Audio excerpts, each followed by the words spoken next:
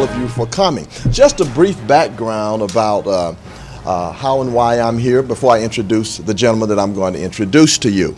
After playing 10 years of professional basketball, having a wonderful time, being healthy, I was introduced to mineral and vitamin nutrition. I had taken a few vitamins before, but thought I really didn't need anything. Thought I was fine and healthy and had played 10 years of sports, a professional basketball player. And I started to take the nutrition and found out it made a marvelous difference in my life. Now, I was very mad at the gentleman named Phil Oliver who introduced it to me for waiting so late because I had already retired. I said, Phil, I could have made millions more if you had introduced this to me earlier. But he told me all about Dr. Wallach and why mineral nutrition was so vital. Did some research, got an opportunity to meet this man that had done so much research for so many years and had not only done the research so that we could read it and learn about it, but so we could practically take it into our own lives and let it empower us and our families. That was about 15 years ago when I met Doc. And I've been traveling with him and taking the products. I'm a very big fan of it, and it's impacted my life and so many lives of countless people that I've met and that many others have met all across the world. So we kind of formed this family. And I'm glad to have you all as a part of it, glad to have Brandy and all of you to be here today. Now, Doc started work, as you know, Doc has a background that's very diverse. And Doc is very good at many different things. Of course, you know, he grew up on a farm where he had to learn about animals and what they eat and how to keep them healthy and so that they're productive. And so he took that and went on to college in Missouri and studied agriculture and became a veterinarian.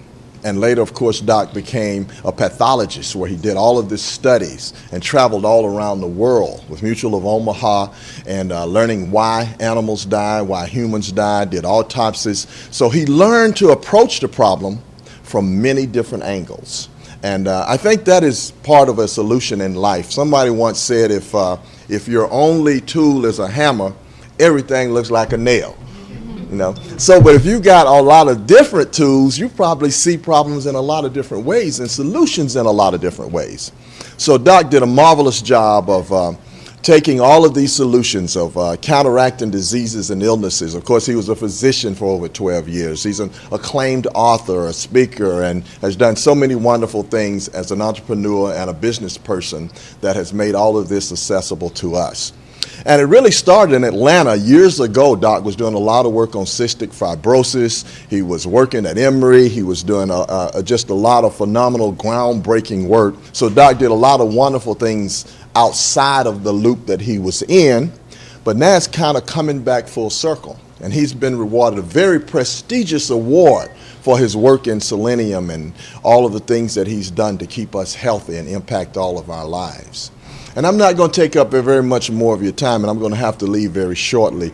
But I did want to take this opportunity to come and introduce you to Doc and let you know of our long-term relationship for over 15 years. And I'm very proud of the award that he's won. And we're all very fortunate and blessed to be here and have an opportunity to share this time with him. I don't know of anybody more knowledgeable of health and nutrition than Dr. Wallach. And I always like to say, after playing 10 years of NBA basketball, there's only one doctor I know better than Dr. J. And y'all know Dr. J, of course, who I had to play against for all those years in the NBA. And he was awesome. But this is the only doctor that's better than Dr. J. Let me present to you Dr. Joe Wallach.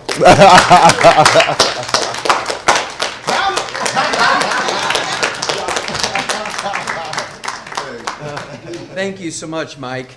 And I really appreciate that. Man, to be competing with Dr. J. Okay, appreciate that. Appreciate all the kind words from yourself. And like Mike says, we've been working together for 15 years, not only in the Atlanta community, but the world. And so it's been a great thing. So at any rate, just to kind of complete the story that Mike started for you, as he pointed out, my background is different. I have a degree in agriculture, and in animals, we don't have health insurance like we do for people. So we had to learn how to just get rid of the problem. There was no stringing things along over time and paying for what we call palliative treatment, where you just treat the symptoms. We had to get rid of the problem because agriculture is an economic industry, no health insurance for animals, right? And everything comes down to, as Mike said, again, production. More weight, more volume of milk, more eggs per pound of feed. That's the only way you could survive in the agricultural industry. So we became very interested and very knowledgeable about nutrition and how it actually prevented as many as 900 different diseases and could triple lifespans of animals as opposed to pharmaceuticals and surgery. The situation was during the 1970s, actually was part of a big National Institutes of Health grant, which is called the Center for the Biology of Natural Systems out of Washington University in St. Louis, Missouri. And I was actually in Africa working on a big conservation project with white rhino and elephant. And because I was already a comparative pathologist, I had written the first scientific paper on a mass die-off in the United States from pollution. And they were interested in finding out how much pollution had to do with the causes of disease. And I was the only guy who'd written a paper on it, so they called me back out of Africa to be the essentially the scientific director and the pathologist on the project. And I was supposed to do autopsies of zoo animals that died in the big zoos around the United States. What I found out was that every animal and every human being who dies of natural causes dies of a nutritional deficiency disease. And the book that came out of that's 1,200 pages. It's in the Smithsonian Institute as a national treasure, so I'm very, very proud of that work. And in my movement around, as they moved me around, because some zoos didn't have certain animals. In fact, they moved me from St. Louis to Chicago because the Brookfield Zoo in Chicago had whales and dolphins and porpoises, which the St. Louis Zoo didn't have, so I had to work with the whales and things.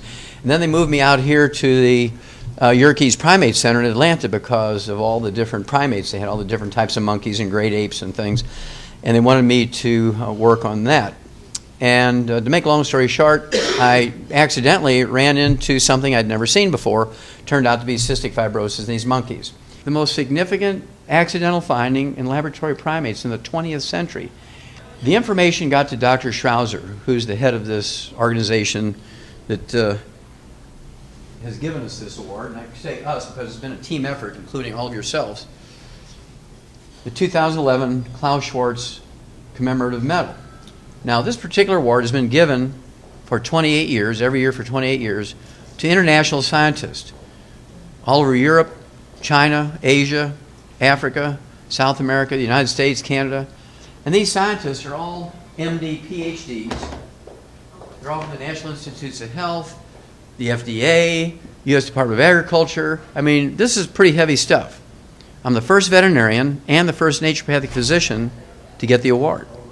Okay, so I'm proud of that. This is what we're building this army for. The FDI Longevity 90 for Life Crusade.